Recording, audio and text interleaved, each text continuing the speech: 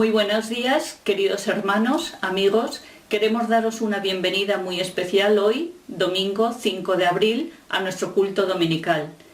Queremos dar una bienvenida muy especial a todos aquellos que estáis cerca de Salamanca.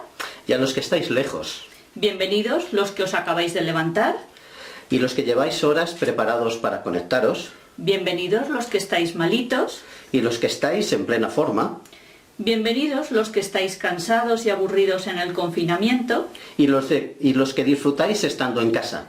Bienvenidos los que estáis trabajando fuera de casa. Y los que trabajáis desde casa. Bienvenidos si estás en familia. O si estás solito. Bienvenidos los niños. Y los que no sois tan niños. En definitiva, bienvenidos todos, hermanos, amigos, y sea donde estéis o en la situación en que estéis. Muy bienvenidos. Queremos que este domingo no sea un domingo más de confinamiento. Queremos que sea un domingo especial. Un domingo en el cual vamos a poder tener comunión unos con los otros.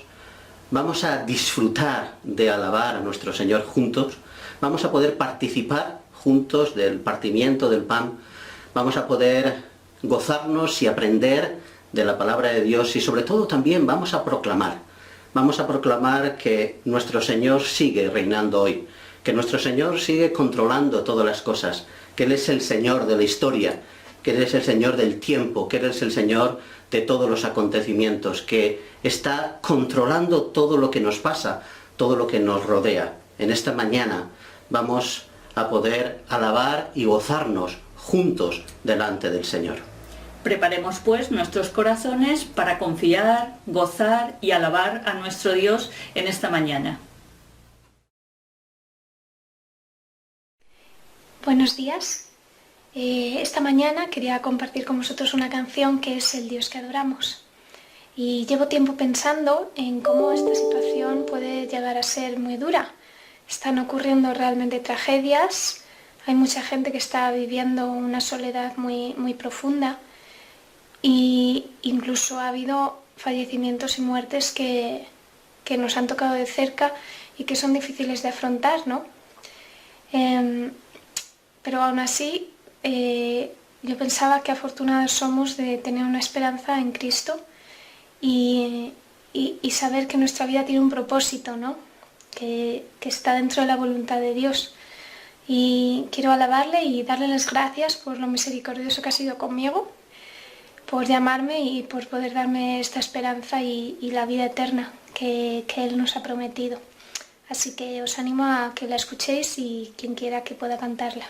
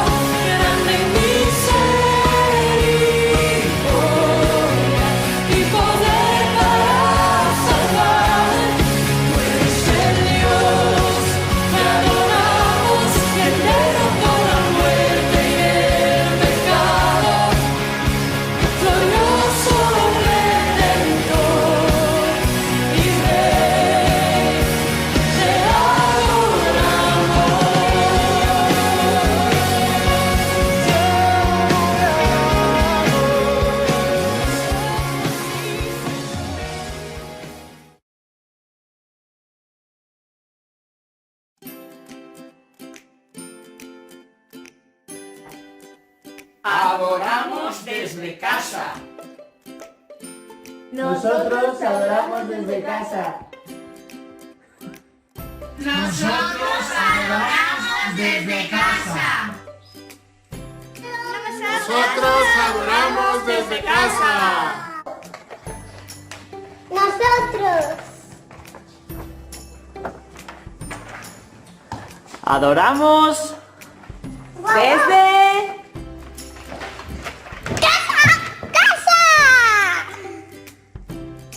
Nosotros adoramos desde casa. Adoramos desde casa.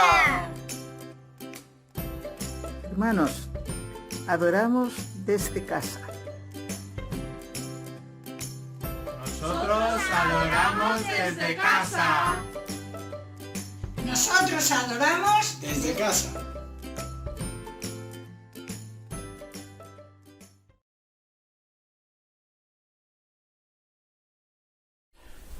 Vivimos en un mundo que está desconcertado, buscando respuestas e intentando comprender qué es lo que está ocurriendo. Vivimos semanas en las que parece que el mundo va a tientas intentando encontrar sentido a lo que veo que ocurre a su alrededor. Estamos en medio de una pandemia de virus, pero también en una pandemia de explicaciones y profetas, una pandemia de informaciones confusas en las cuales uno a veces no sabe muy bien a quién puede hacer caso. Incluso abundan los memes, las frases de ánimo, que pues pueden ser muy bienvenidas, pero que a veces solo expresan un vago deseo de que las cosas vayan mejor. Y me ha sorprendido que en estas semanas, entre otras frases, alusiones, explicaciones, he encontrado frecuentemente en diferentes medios de comunicación alusiones a expresiones bíblicas para intentar explicar qué es lo que está ocurriendo. No sé si es porque la gente se está volviendo a la Biblia, ojalá, pero sí que la cultura bíblica está ahí. Y me gustaría precisamente pensar en esas 3 frases que he escuchado en estos días, para ver qué es lo que de verdad nos dicen acerca de la respuesta que la palabra de Dios nos puede dar en medio de estas circunstancias. Son solamente 3 frases. Y la primera de ellas es que se alude frecuentemente a lo que está ocurriendo como si fuera una plaga bíblica. Y seguro que en este mundo nuestro es fácil que la gente recuerde esas alusiones a las plagas de Egipto o incluso el diluvio como esa gran plaga universal de la cual habla la Biblia. No sé si cuando hacen esa alusión a las plagas lo hacen en un sentido positivo, creo que no. Creo que es más bien para recordarnos que es algo terrible que está ocurriendo, o incluso pensando en que puede ser la intención de un Dios que quiere destruir a la humanidad. Pero la gran pregunta que creo que subyace detrás de esta alusión a la pandemia como una posible plaga bíblica, creo que la gran pregunta es: ¿será este virus un castigo de Dios? Es una pregunta seria y es una pregunta a la que debemos ser muy prudentes a la hora de contestar. Tenemos que tener mucho cuidado cuando pretendemos interpretar la voluntad particular de Dios en un fenómeno concreto. No debemos convertirnos en intérpretes de lo que Dios quiere o lo que deja de querer, más allá de lo que Él ha revelado en su palabra. Pero esa pregunta, cuando ocurría algo malo, cuando ocurría una catástrofe, esa pregunta de si esto es un castigo o una plaga de Dios, ¿sabéis? Se le hicieron los discípulos también a Jesús en al menos 2 ocasiones. En el Evangelio de Juan, ante la aparición en escena de un ciego de nacimiento, los discípulos se plantean: bueno, ¿y quién pecó? ¿Él o sus padres para que naciera así? Y Jesús les responde que no tiene nada que ver con eso, que Dios tiene otros planes y no tiene nada que ver con el pecado particular de una persona. Pero hay un texto en el que todavía de una manera quizás más explícita el Señor aclara y rompe los esquemas a sus discípulos. Está en Lucas 13, y os invito a que me acompañéis en su lectura, Lucas 13, del 1 al 5. Dice así: en este mismo tiempo estaban allí algunos que le contaban acerca de los galileos, cuya sangre Pilato había mezclado con los sacrificios de ellos. Respondiendo Jesús les dijo: ¿pensáis que estos galileos, porque padecieron tales cosas, eran más pecadores que los demás galileos? Os digo no. Antes, si no os arrepentís, todos pereceréis igualmente. O aquellos 18 sobre los cuales cayó la torre en Siloé y los mató, ¿pensáis que eran más culpables que todos los hombres que habitan en Jerusalén? Os digo, no. Antes, si no os arrepentís, todos pereceréis igualmente. ¿Acaso eran peores algunas personas porque estaban recibiendo una situación difícil? ¿Acaso es nuestro mundo hoy peor que antes? ¿Es necesariamente lo que está ocurriendo un castigo a los pecados particulares de un pueblo, de una nación? ¿O una nación está siendo más castigada que otra por alguna razón particular? Creo que aventurarnos a explicaciones de ese tipo es querer ir más allá de lo que Dios nos dice en su palabra. Jesús rompe nuestros esquemas en buscar ese tipo de explicaciones y nos invita a pensar mucho más allá, a pensar acerca de cuál es la visión bíblica de por qué existe el mal en nuestro mundo. Y es que el problema del mal, lo que algunos teólogos y filósofos han llamado la teodicea, la búsqueda de una explicación a la existencia de un Dios santo y bueno, y vivir la experiencia del mal en nuestro mundo, es una de las grandes interrogantes y dificultades de la fe cristiana. Pero el cristianismo y la Biblia no se quedan calladas en cuanto a ese problema. Vivimos en un mundo caído. Vivimos en un mundo que no refleja el plan original de Dios para la humanidad, sino que es un mundo donde el mal ha hecho entrada. Y desde Génesis 3 vemos cómo el mal existe y cómo el mal interviene y afecta de una manera terrible, no solo a las personas individuales, sino a las relaciones entre nosotros y a la creación entera. Y el resto de la Biblia nos muestra cómo Dios en ocasiones juzga la maldad de las personas y de las naciones, pero en muchas otras ocasiones retiene el juicio y sigue dando oportunidad tiempo tras tiempo al arrepentimiento. Es más, a menudo las expresiones de juicio más duras en la palabra de Dios son precisamente hacia su pueblo, cuando éste es rebelde. Así que tengamos cuidado con intentar adivinar cuáles son los planes de Dios para el tiempo presente en cuanto a la maldad de una nación o su castigo concreto en un lugar o en otro. La solución al problema del mal es compleja, y lo es todavía más cuando pensamos que para resolver el problema fundamental del pecado, Jesús tuvo que morir. El mismo Dios tuvo que hacerse hombre para afrontar las contradicciones del mal y del pecado. Jesús mismo sufrió las plagas, y para derrotar el mal costó la vida del Hijo de Dios. En relación con esto, hay una frase célebre del escritor cristiano C.S. Lewis que dice: el dolor es el megáfono de Dios para despertar a un mundo sordo. Está en su libro El problema del dolor. Y aunque probablemente esta frase es verdad, es una verdad incompleta. Incluso el propio Lewis la escribió antes de sufrir en su experiencia vital el dolor de la pérdida de un ser querido. Y eso le hizo reflexionar también acerca de lo difícil que es dar una explicación y sobrevivir emocional y espiritualmente al problema del mal y del dolor. Ante el mal no hay respuestas simples. Y el mismo dolor que para algunas personas les hace volverse a Dios, a otras les hace revolverse contra Dios. Y lo vemos así desde el principio de la Escritura. Incluso el libro de Job nos muestra cómo ante las tragedias que estaba viviendo Job de una manera incomprensible para él e injusta, Job dijo: desnudo salí del vientre de mi madre y desnudo volveré allá. El Señor dio y el Señor quitó. Bendito sea el nombre del Señor. Pero su mujer era incapaz de asumir algo así. ¿Aún conservas tu integridad?, le dice su mujer. Maldice a Dios y muérete. Y en realidad esa doble respuesta sigue estando abierta y sigue siendo real en cada ser humano. El dolor te vuelve a Dios o te revuelve contra Dios. No busquemos explicaciones simples. Veamos la invitación de Jesús. ¿Pensáis que ellos eran peores? Antes, si no os arrepentís, todos pereceréis igualmente. La enfermedad, el mal, la tragedia de un mundo caído nos recuerda la necesidad que tenemos como seres humanos y como humanidad de volvernos a Dios, clamando hacia Él en perdón y en búsqueda de la vida eterna que solo Él nos puede dar. La segunda frase que es fácil encontrar en distintos medios de comunicación es referirse a lo que está ocurriendo como una situación apocalíptica. y esa calificación la encontramos pues más a menudo. Cuando hay una catástrofe, una guerra, una crisis, pues enseguida se utiliza esa alusión a que es una circunstancia apocalíptica. Hermanos, amigos, ¿se está acercando el fin del mundo? Para muchos esa es una pregunta que está ahí presente. Y es un temor razonable, porque lo que estamos viendo es asombroso, ¿verdad? Es una catástrofe que no nos afecta solo en un sitio o en otro del planeta, sino que es algo global.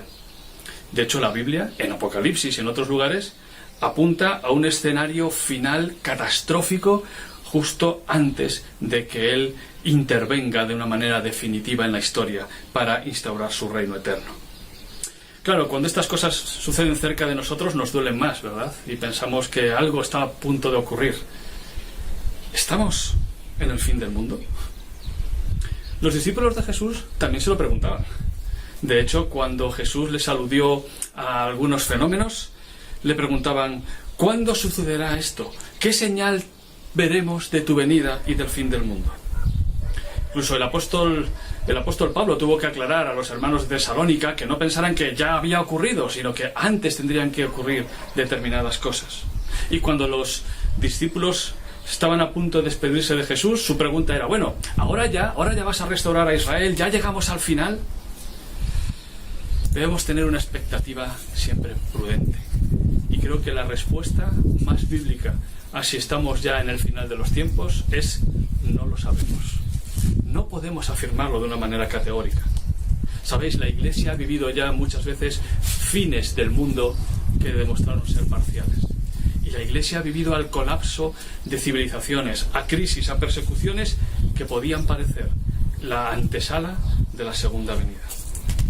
Sin embargo, tenemos siempre una esperanza firme en que Dios cumple su plan, en que Dios va a regresar, en que Jesús va a volver. Maranata, el Señor viene y Él va a cumplir su plan de completar el propósito de redención. Como cristianos no debemos caer en una falsa seguridad de pensar que, bueno, Dios nos va a librar de los problemas del fin del mundo. Puede ser, pero hay tantos antes del fin que podemos sufrir como pueblo de Dios. El mundo está en caos. La creación gime, y gime por la explotación, por la injusticia, por tantas cosas que el ser humano, como consecuencia de alejarse de Dios, ha cometido y sigue cometiendo contra su prójimo, contra la creación. Y todos pagamos las consecuencias. Para algunos estamos en un momento de crisis de civilización. Y quizás veamos el final de esta civilización tal y como la conocemos. Como Iglesia, ¿nos dejaremos arrastrar por esa crisis? ¿O seremos una Iglesia preparada para seguir dando testimonio y preparada para ayudarnos los unos a los otros si hay circunstancias en las cuales este sistema económico, social y política que conocemos se desmorona? Debemos ser prudentes en nuestra expectativa, firmes en nuestra esperanza, pero tener una precaución también constante. El enemigo está en acción, no seamos ingenuos. Hay poderes espirituales que están actuando entre bambalinas. La Biblia es discreta con este asunto, no nos da demasiada información, pero sí nos deja entrever que en los acontecimientos que existen y que ocurren en la historia de la humanidad hay fuerzas espirituales que van mucho más allá de lo que nosotros conocemos y entendemos. El Nuevo Testamento nos habla de un personaje, del anticristo, y nos habla de que muchos anticristos han venido, pero todos ellos anticipan que en algún momento de la historia vendrá alguien que intentará arrastrar a la humanidad detrás de sí en contra de los propósitos de Dios. A lo largo de la historia hemos visto poderes que parecían irresistibles, que intentaron acabar con la Iglesia o imponerse a sus sociedades. Pero pasaron los Césares, pasó Hitler, fueron juzgados. Pero un día vendrá ese anticristo definitivo. Vivimos una excepcionalidad histórica.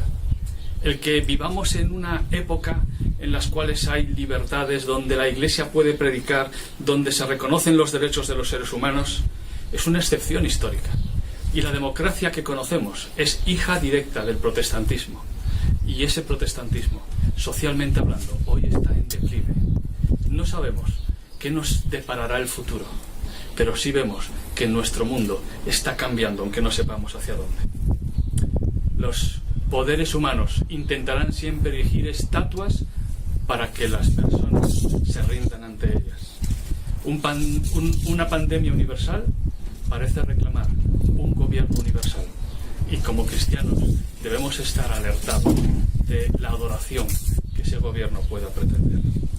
Debemos ser auténticos profetas, pero no porque digamos que el fin del mundo ya está aquí, sino auténticos profetas porque estemos dispuestos a seguir testificando de que el único digno de adorar es Jesús, de que la única esperanza es en Cristo y que Él tiene nuestra lealtad exclusiva. Vivamos y proclamamos ese Evangelio.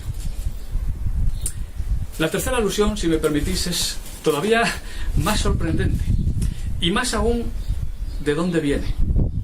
Cuando estaba empezando toda esta situación a ser conocida y en China estaban buscando soluciones, dijo así uno de los responsables de salud de China: esperamos que los hospitales provisionales se conviertan en un arca de Noé que lleve la salud y la seguridad de los pacientes, sus familias, sus comunidades y el conjunto de la sociedad. Un arca de Noé. La solución que estaban deseando que funcionara para acoger a determinados enfermos y que fuese una buena solución en esta situación. Qué bonita imagen, ¿verdad? Un arca de Noé. ¿En quién confiamos hoy para que sea nuestra solución y nuestra salvación? Por supuesto, podemos dar muchas gracias y muchos aplausos a todos aquellos que están trabajando por nuestra salud y todos los esfuerzos que humanamente se están haciendo para luchar contra esta pandemia. Estos instrumentos humanos de ciencia, de creatividad, de compromiso, son dones de Dios para la humanidad. Es posible porque Dios nos ha creado a su imagen y nos ha dado esas capacidades en este mundo. Pero eso no debe llevarnos a pensar que somos dioses, que podemos con todo, que con la fuerza de la unidad, de la ciencia, de la medicina, todo está resuelto. No caigamos en el mismo error que esta pandemia nos revela: la fragilidad que tiene toda civilización, todo ser humano. No esperemos la solución a todos nuestros problemas en las arcas que unos y otros puedan construir. ¿Sabéis? Jesús aludió precisamente al arca de Noé y nos invita a acogernos a esa arca de salvación que es Él mismo. Y en días como estos, donde estamos empezando la semana que la cristiandad recuerda como Semana Santa, recordemos que esa salvación que Cristo consiguió fue al precio de su propia entrega, de su muerte, de su cruz. Y Jesús advirtió a sus contemporáneos y nos advierte a nosotros del peligro de quedarnos fuera del arca. Tal como ocurrió en los días de Noé, así será también en los días del Hijo del Hombre. Comían, bebían, se casaban y se daban en casamiento hasta el día en que Noé entró en el arca y vino el diluvio y los destruyó a todos. No sabemos si esta plaga es el prólogo del Apocalipsis o un episodio pasajero en la historia de la humanidad. No sabemos qué cosas van a cambiar, pero sí sabemos que Dios nos está llamando a todos a proclamar que la esperanza solo está en el verdadero arca de salvación, en Jesús, el Hijo de Dios, que vino a dar su vida para triunfar sobre el mal y abrirnos la entrada a su reino eterno. Que el Señor nos ayude a acogernos con esperanza a esa arca de salvación.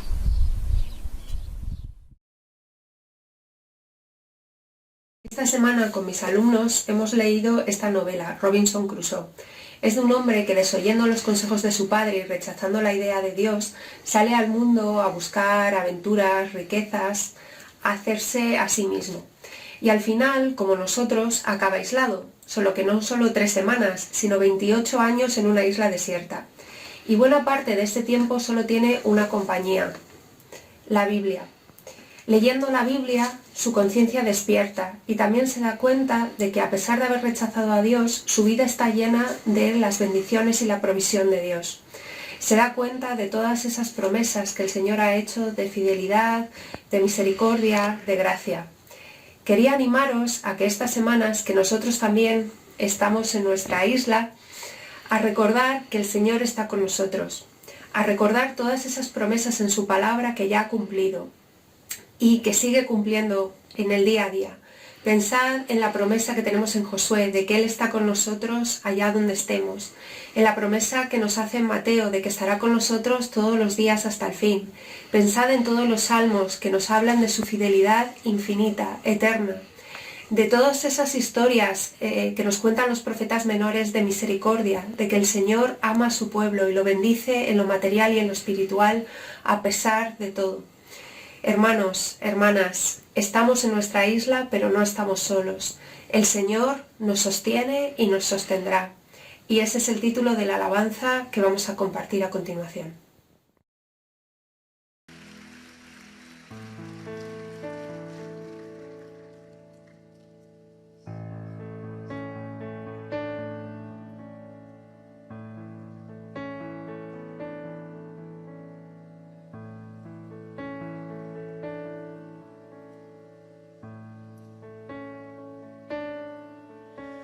Si mi fe ha de caer, Él me sostendrá. En la tentación yo sé, Él me sostendrá. No podría estar de pie en la oscuridad, pues mi amor muy frágil es, Él me sostendrá. Él me sostendrá, Él me sostendrá, pues me ama el Salvador. Él me sostendrá. Él se goza en quien salvó, Él me sostendrá. Ante el precioso soy, Él me sostendrá. Sus promesas fieles son, mi alma guardará. Alto precio Él pagó, Él me sostendrá. Él me sostendrá, Él me sostendrá, pues me ama el Salvador. Él me sostendrá. Él sufrió por mí, murió, Él me sostendrá. La justicia Él cumplió, Él me sostendrá. Vida eterna tengo en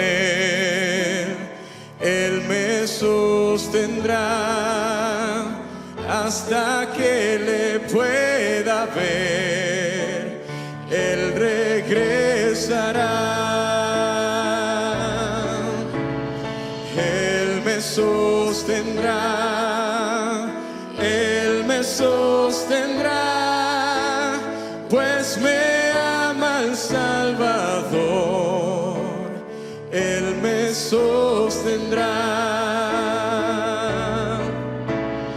Él me sostendrá, Él me sostendrá, pues me ama el Salvador.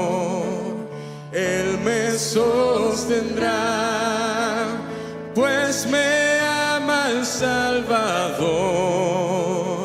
Él me sostendrá, pues me ama el Salvador. Él me sostendrá.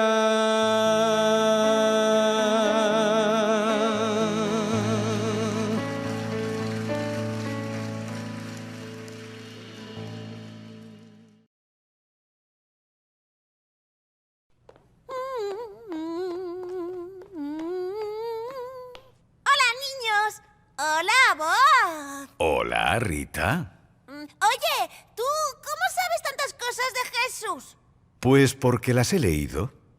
Ah, ¿y dónde? En la Biblia y en especial en los Evangelios. ¡Ah! ¡En los Evangelios! ¿Y quién los escribió? Los evangelistas, que fueron personas que vivieron con Jesús o muy cerca de él.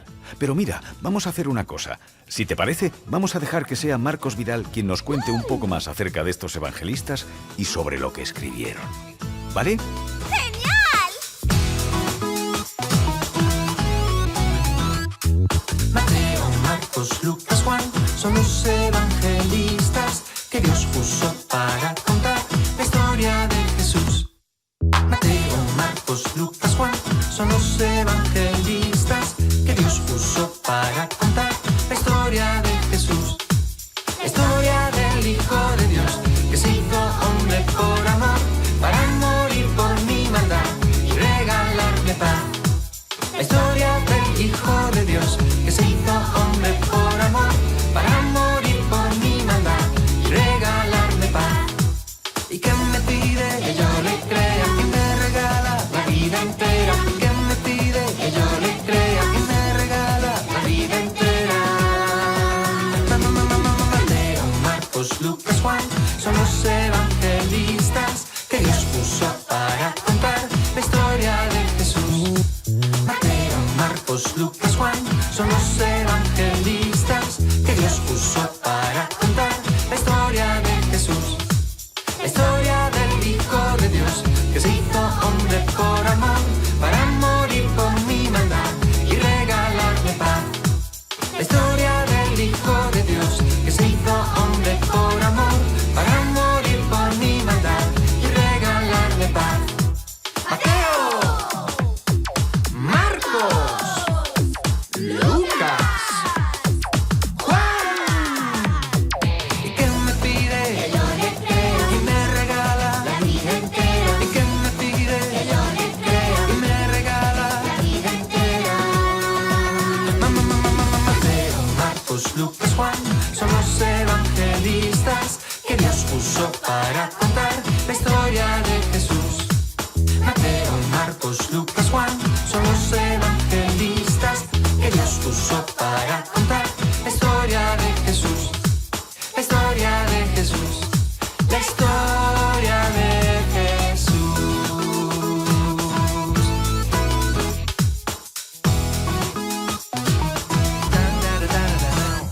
Chachipoluli.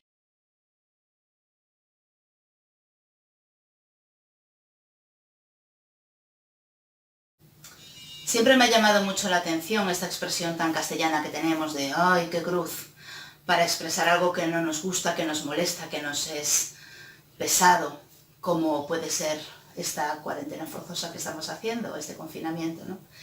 Y me ha llamado siempre la atención porque siempre he pensado que nosotros como creyentes deberíamos decir más ¡qué cruz!, con alivio, con agradecimiento, con admiración. Porque en medio de todas estas situaciones que a lo mejor no nos gustan, como es esta, en lugar de pensar en esa situación negativa, deberíamos pensar que en esa cruz es donde el Señor pues permitió que se clavara a su propio Hijo.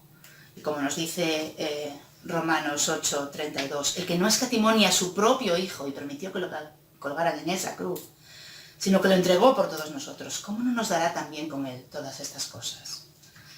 Entonces, recordad eso, que somos más que vencedores. Esa cruz me recuerda que somos más que vencedores y que ni la muerte, ni la vida, ni los ángeles, ni los principados, ni los potestades, ni lo presente, ni lo porvenir, ni el confinamiento, nada nos podrá apartar del amor del Señor, que es en Cristo Jesús.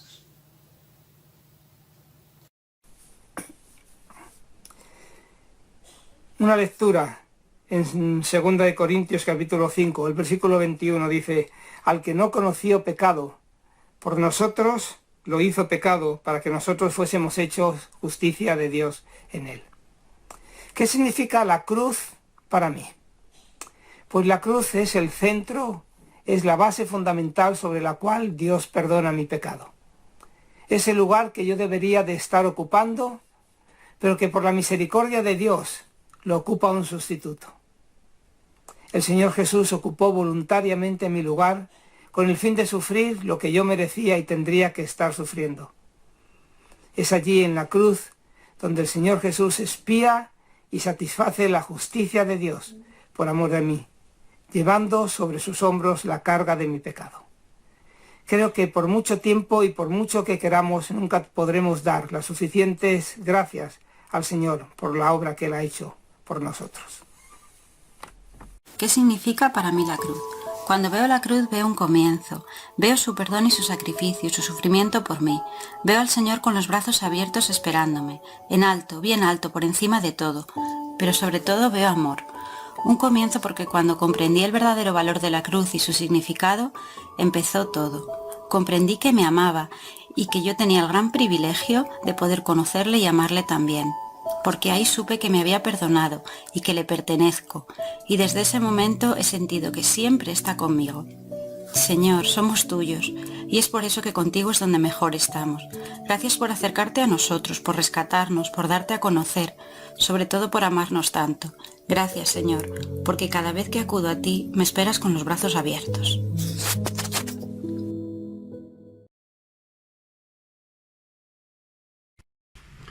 Buenos días, queridos hermanos.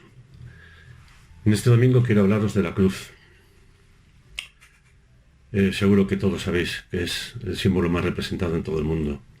Yo, de hecho, lo he puesto ahí para que lo veáis. Es una cruz que hizo mi nieta el año pasado. Bueno, no hizo una, hizo dos, llena de corazones y llena de amor. Pero no venimos a hablar de símbolos. Pablo en Gálatas 6:14 nos dice que la cruz es lo más importante porque toda la historia de la redención termina aquí.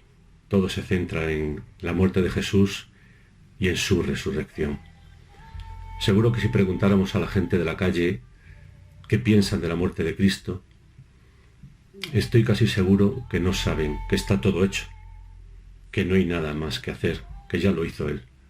No podemos añadir nada más. Nosotros sabemos de la grandeza de la cruz, de lo que hizo Jesucristo. Y nosotros debemos llevarlo en el corazón cada día y no debemos pensar que tenemos algún mérito, por mucho que nos esforcemos. Debemos rendirnos a la palabra y a la cruz. Y yo os invito a que cantemos esta preciosa canción que es el poder de la cruz. Queridos, cuidaos mucho y un fuerte abrazo.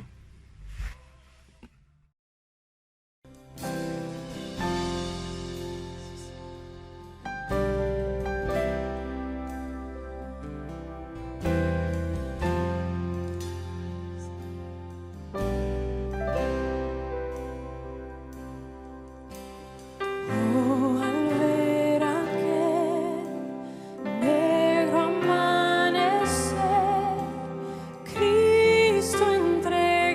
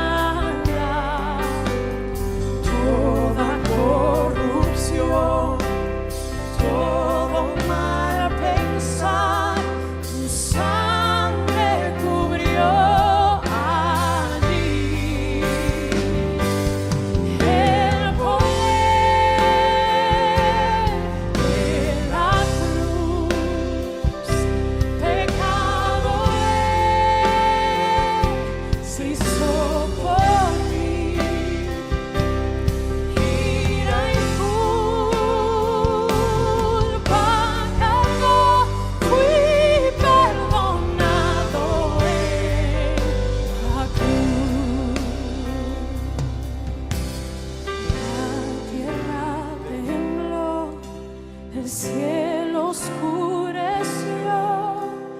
viendo el dolor de su creador.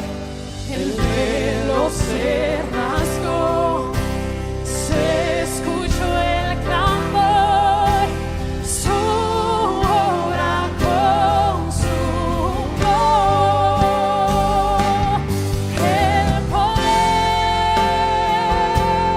de la cruz, pecado se hizo por mí. Ira y culpa cargó, fui perdonado en la cruz. Al ver mi nombre allí, escrito sobre ti, por tus dolores libre soy. Muerte derrotó, la vida me otorgó, tu incomparable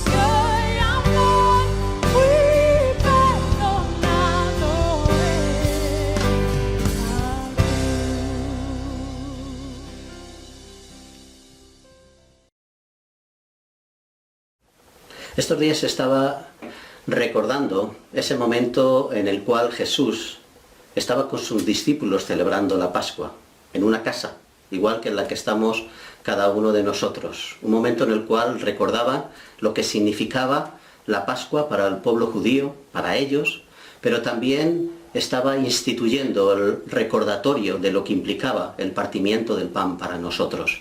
Y lo podemos ver en el pasaje de Mateo, capítulo 26, versículos del 26 al 30, que dice así. Mientras comían, Jesús tomó pan, y habiéndolo bendecido lo partió, y dándoselo a los discípulos dijo, tomad, comed, esto es mi cuerpo. Y tomando una copa, y habiendo dado gracias, se la dio diciendo, bebed todos de ella, porque esto es mi sangre del nuevo pacto, que es derramada por muchos para el perdón de los pecados. Y os digo que desde ahora no beberé más de este fruto de la vid hasta aquel día cuando lo beba nuevo con vosotros en el reino de mi Padre. Y después de cantar un himno, salieron hacia el monte de los Olivos. Jesús estaba recordando lo que simbolizaba la Pascua, pero también lo que significa para nosotros su sacrificio. La Pascua, como muy bien sabéis, era símbolo de liberación y de salvación. De liberación porque el pueblo de Israel había sido liberado de la esclavitud de los egipcios, y de salvación porque los primogénitos habían sido salvados de una muerte segura. Y lo que nos está diciendo aquí nuestro Señor Jesucristo, que Él es nuestro libertador y nuestro salvador. A través de su obra no solo nos ha perdonado nuestros pecados, sino que también nos ha liberado de las consecuencias de nuestro pecado, no solo para la eternidad, sino también para esta vida. Podemos vivir desde esa seguridad y esperanza que tenemos en Él.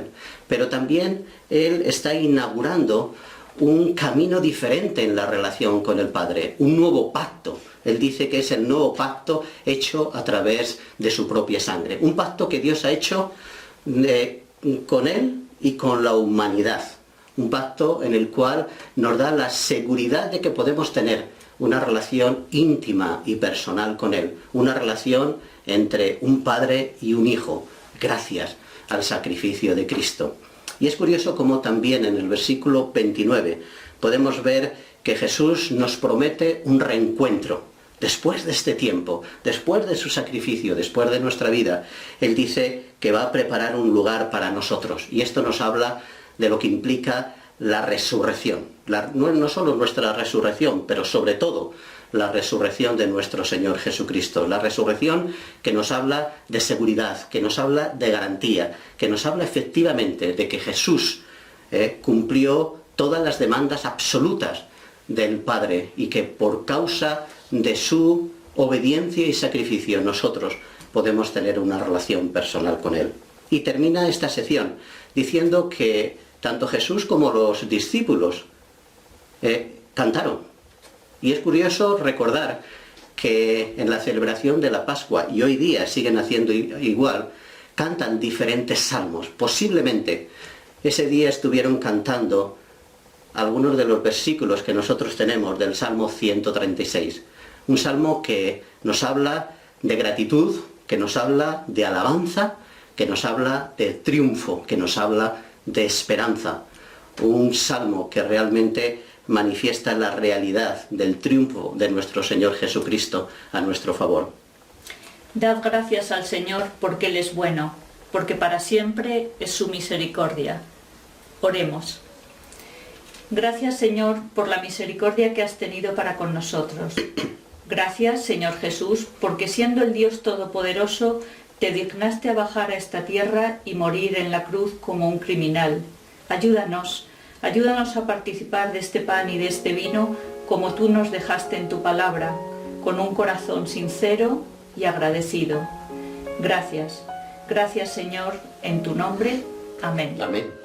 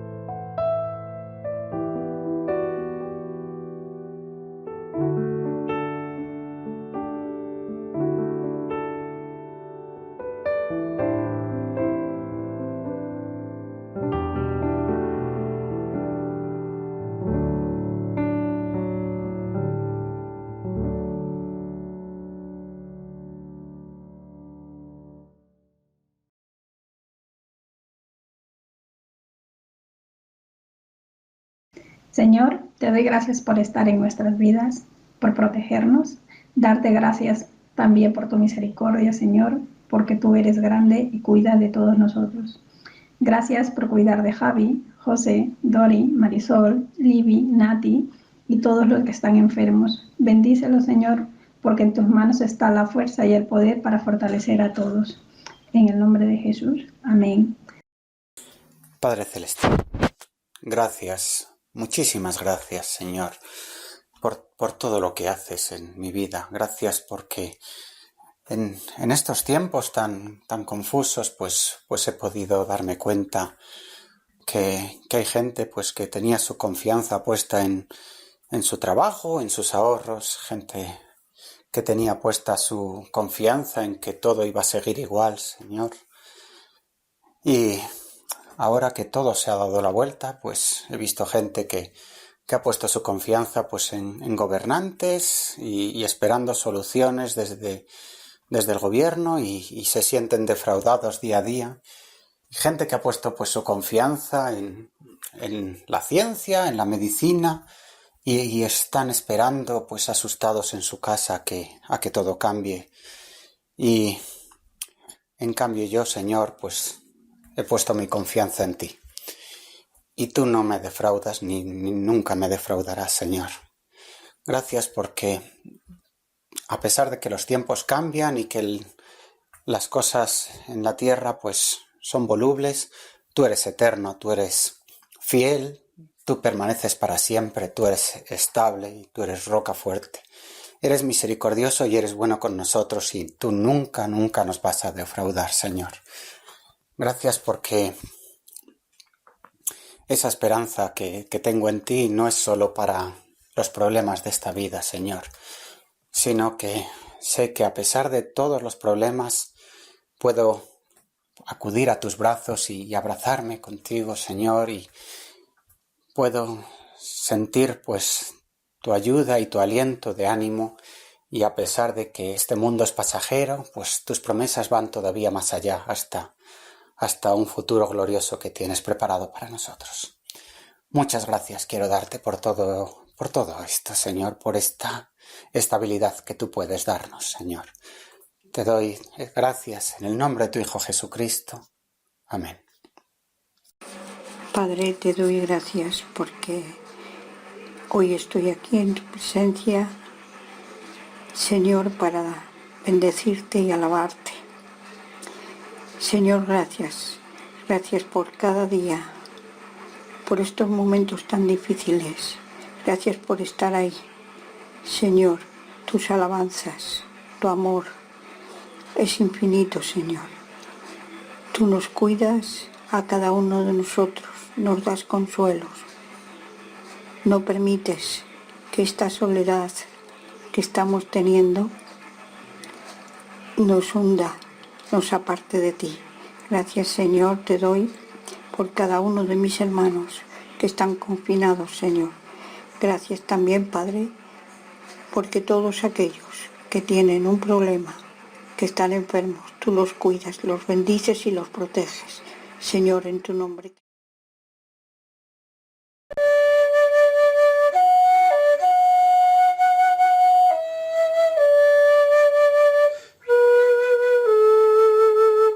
Muy buenos días a todos y a todas. ¿Conocéis este himno, verdad? Un himno de los más conocidos en todo el mundo. Sublime gracia. Y os voy a hablar ahora de lo que es la gracia. Vemos en Efesios capítulo 2, versículo 8, porque por gracia sois salvos por medio de la fe, y esto no de vosotros, pues es don de Dios. La gracia, ese regalo inmerecido, ese don perfecto que recibimos gratuitamente de parte de Dios. Hoy es un día para celebrar la gracia de Dios en nuestras vidas. Y es un día para celebrar que es tiempo de salvación. Vamos a alabar al Señor con el himno Gracia sublime es, y nos vamos a despedir, desearos una muy buena semana, y nos vemos en las redes sociales y el próximo jueves en el culto de adoración. Y para terminar, os quería leer un versículo que está en el Salmo 93 que dice así: no, porque no abandonará Jehová a su pueblo, ni desamparará su heredad. Tenemos esta gran promesa, hermanos. El Señor está con nosotros. Un fortísimo abrazo y nos vemos el jueves y en las redes sociales. Hasta pronto.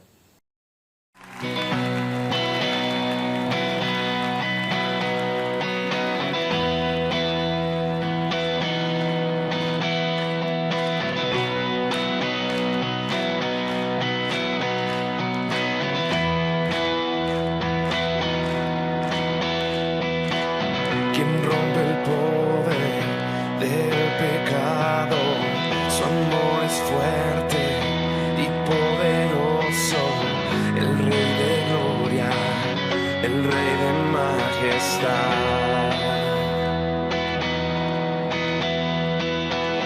Conmueve el mundo con su estruendo y nos asombra con maravillas, el Rey de gloria, el Rey de majestad. Gracias sublimes, perfecto es tu amor. Tomaste mi lugar, cargaste tú mi cruz. Tu vida diste ahí, y ahora libre soy. Jesús, te adoro por lo que hiciste en mí.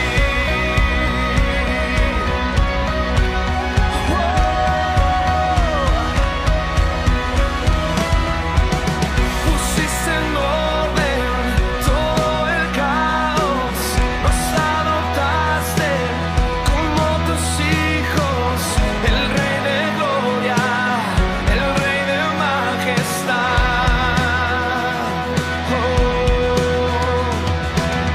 El que gobierna con su justicia y resplandece con su belleza, el Rey de gloria, el Rey de majestad. Gracias sublimes, perfecto es tu amor. Tomaste mi lugar,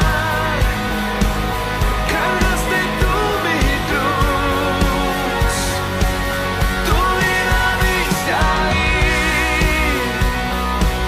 y ahora libre soy. Jesús, te adoro por lo que hiciste en mí.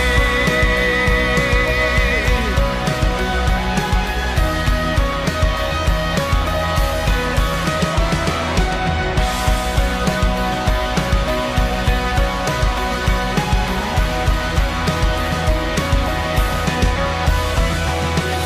es el Cordero de Dios, digno es el Rey que la muerte venció. Digno es el Cordero de Dios, digno es el Rey que la muerte venció. Digno es el Cordero de Dios, digno es el Rey que la muerte venció. Digno es el Cordero de Dios, digno, digno. Gracias sublimes, perfecto es tu amor. Tomaste mi lugar, cargaste tú mi cruz. Tu vida diste ahí, y ahora libre soy. Jesús, te adoro por lo que hiciste en mí.